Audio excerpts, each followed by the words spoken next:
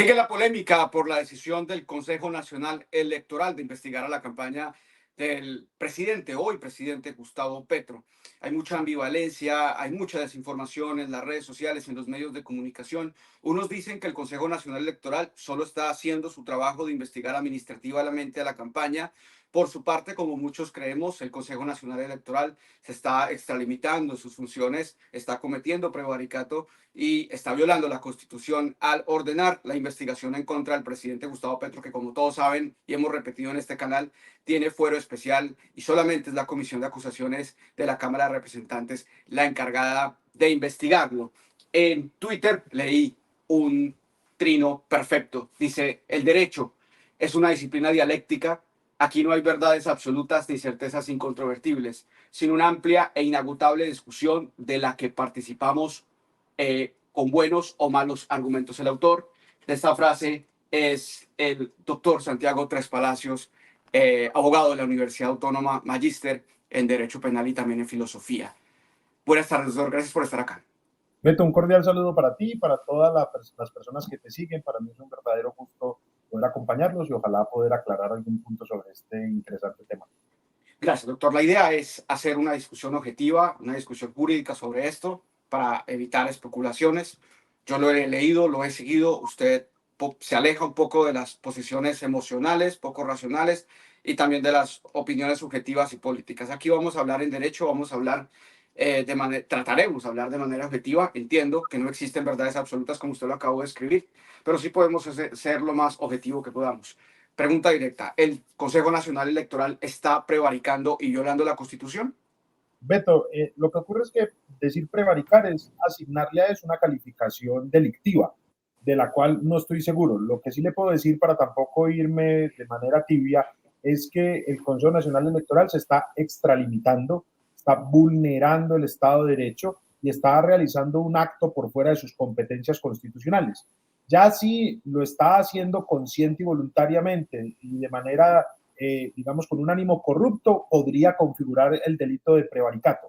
Pero por ahora lo que sí para mí es evidente es una extralimitación de sus competencias y una decisión claramente política. Ahora, ya que hablamos de política, es muy difícil deslindarse de la política, pero jurídicamente, ¿hay o no hay un intento de golpe de Estado? Ya que si no sé si se está extralimitando en sus funciones un órgano netamente político y administrativo de investigar al presidente de la República, ¿no estaríamos entonces hablando de un intento de golpe jurídico en contra del presidente? En mi opinión, Beto, no. Para que haya un golpe, un intento de golpe de Estado, tienen que tomarse medidas capaces de vulnerar el fuero presidencial, pero la elección que se ha realizado sobre él. Lo máximo que podría hacer el Consejo Nacional Electoral es multar al señor presidente o multar a la campaña, para lo cual no es competente. Ahora, también entiendo que los simpatizantes del gobierno Petro consideren que esto es un acto para socavar la integridad del presidente y para ir tejiendo lo que algunos autores llaman un lawfare o un golpe blando que trata de ir jurídicamente desestructurando. Pero para que exista esto, tendríamos que contar con mayores elementos que nos permitieran deducir que esto hace parte de una seguidilla de actos tendientes a, digamos, tumbar al señor presidente. Pero entiendo, digamos, son razonables los argumentos del señor presidente cuando considera que esto es el inicio de un golpe de Estado. Yo no lo observo así, pero es una opinión estrictamente política. Desde lo jurídico, la estructura del golpe de Estado no existe. Nosotros no está claramente definido qué es un golpe de Estado blando y por tanto, pues cada intérprete político puede decir si lo hay o no lo hay.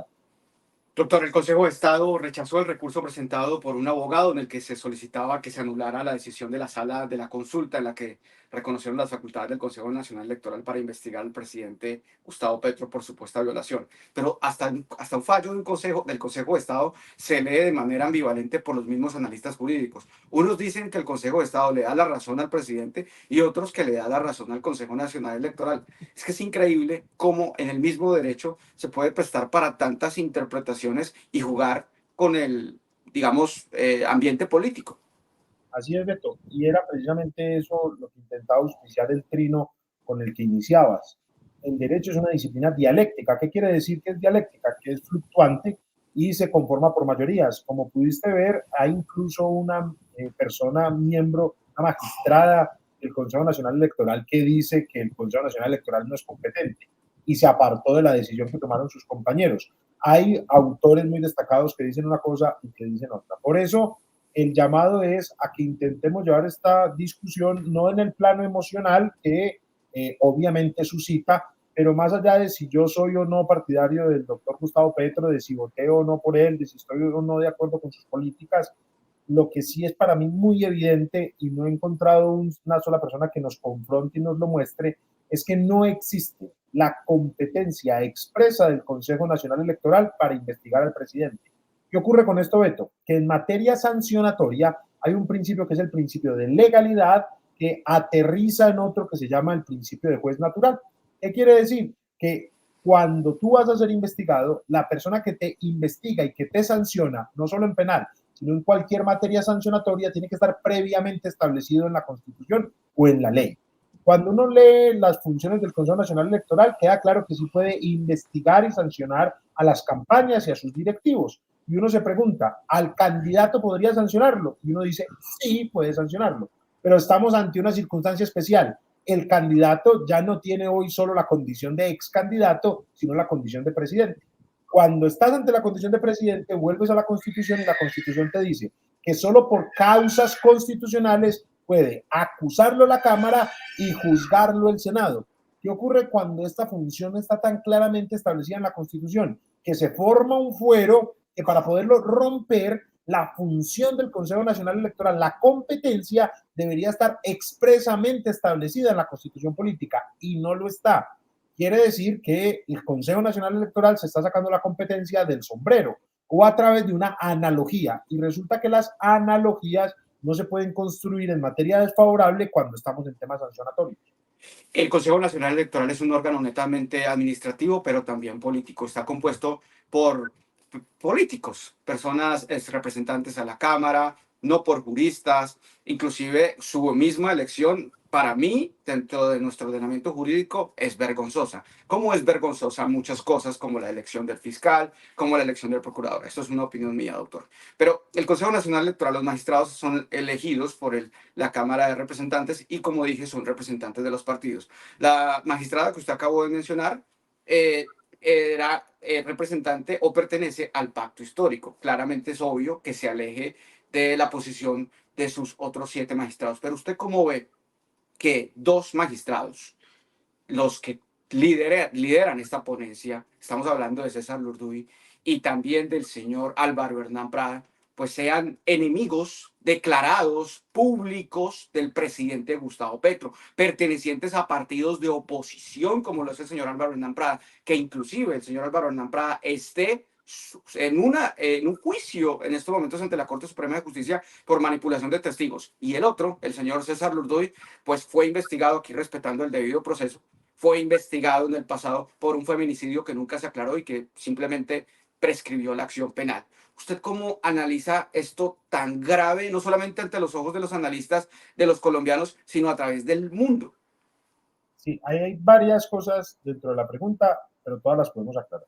Perfecto. Como tú mismo lo dejas claro ahí de manera subyacente, es que estos 2 magistrados pues son inocentes hasta que se demuestre lo contrario. Y así como la presunción de inocencia es un bien valioso a favor del presidente de la República, lo es a favor de los representantes, de los senadores y de los consejeros.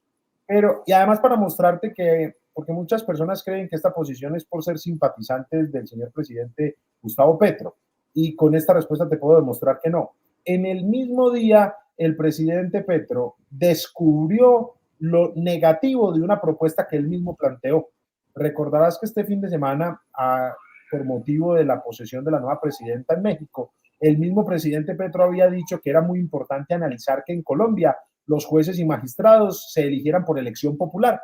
Esto salimos muchos, entre esos me incluyo, a decir que es completamente equivocado, porque la justicia no se puede llevar por intereses políticos y la elección popular de jueces y magistrados nos dejaría a todos en una inseguridad jurídica. Y eso se demostró con la decisión del Consejo Nacional Electoral, porque como muy bien lo has apuntado, el Consejo Nacional Electoral no es otra cosa que un cuerpo de magistrados, medio judicial, medio administrativo, medio político, pero que es evidente que su conformación no es meritocrática, sino democrática.